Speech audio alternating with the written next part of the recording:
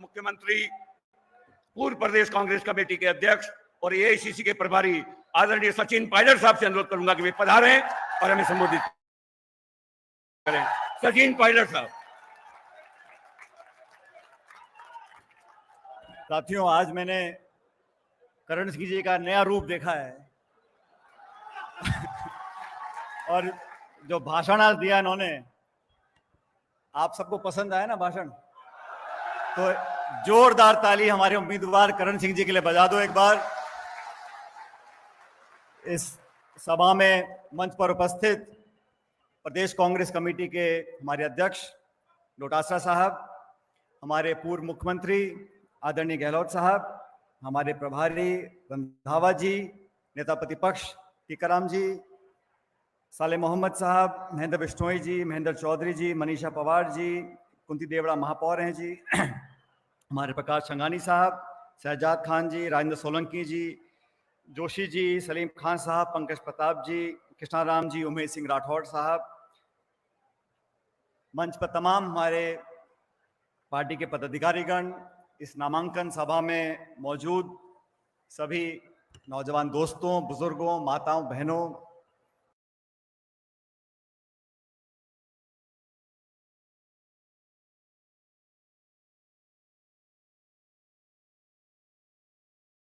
प्यारे बच्चों, मैं सबसे पहले अपनी तरफ से और पार्टी की तरफ से करण सिंह जी को बहुत बहुत बधाई देता हूं।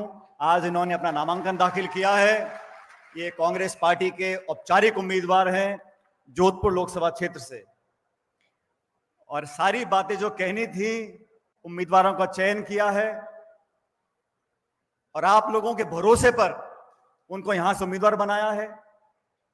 मैं सुबह जोधपुर आया, लोगों से चर्चा करी, और जो माहौल मैं देख रहा हूं, जो ऊर्जा मुझे दिख रही है कार्यकर्ताओं में, आमजन में, मतदाताओं में, उसे देखकर मुझे पूरा विश्वास है कि इस बार जोधपुर में कांग्रेस इतिहास रचेगी और भारी बहुमत के साथ यहां कांग्रेस पार्टी जीतकर जाएगी। साथियों, ये चुनाव किसी एक व्यक्ति का नहीं है, ये चुनाव सिर्फ प्रदेश का नहीं है। जैसा मुझसे पूर्व वक्ताओं ने बोला, ये चुनाव हमारे वर्तमान और भविष्य का है।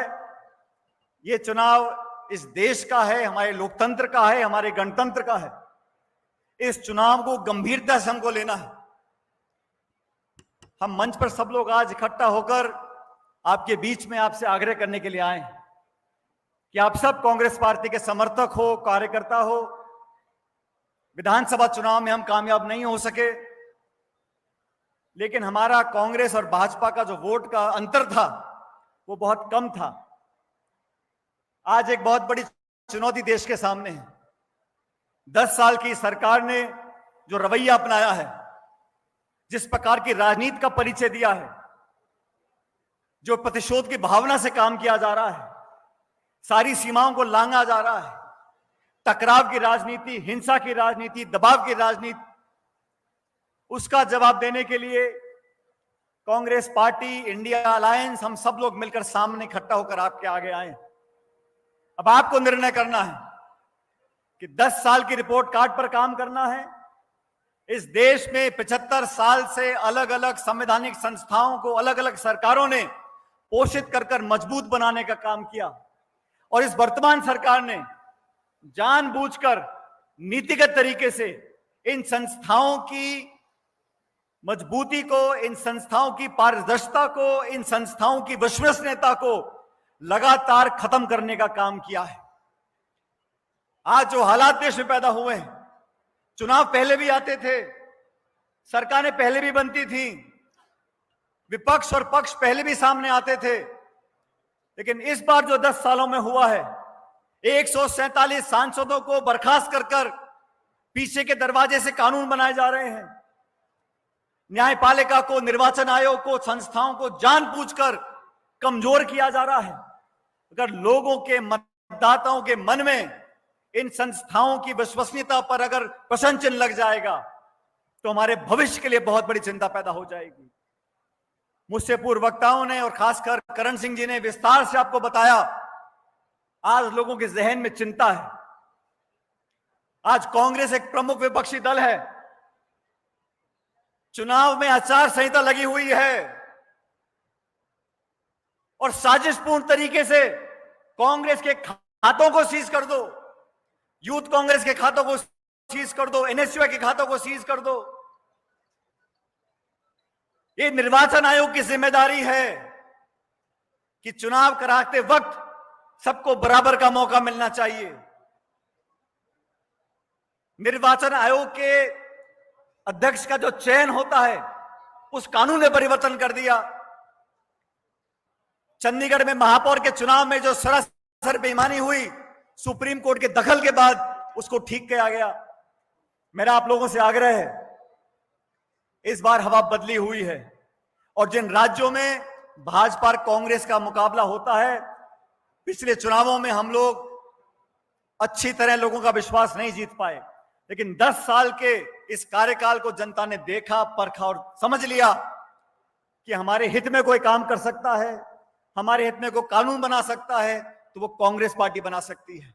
मुझे फक्र कहते हुए जब जब हमारी सरकार बनी है, हम लोगों ने जनता के हित में काम किए हैं, ऐसे ऐसे कानून बनाए हैं कि गरीब को लगा हमारी सरकार है।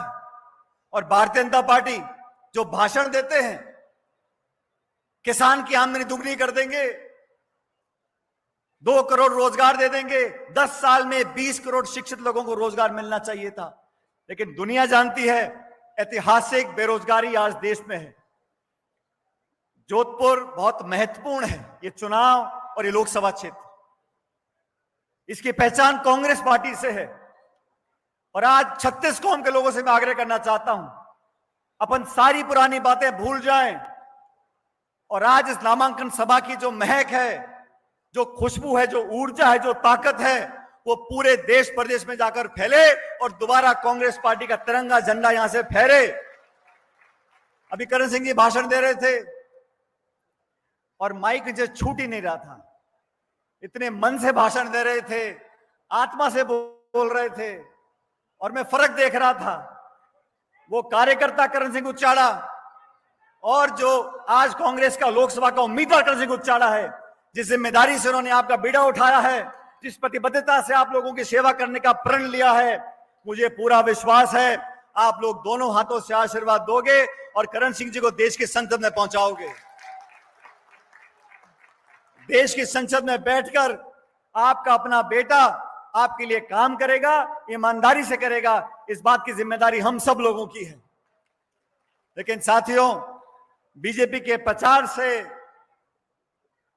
उनका जो प्रोपेगेंडा है, उनकी जो मार्केटिंग है, उससे हमें सावधान रहना है।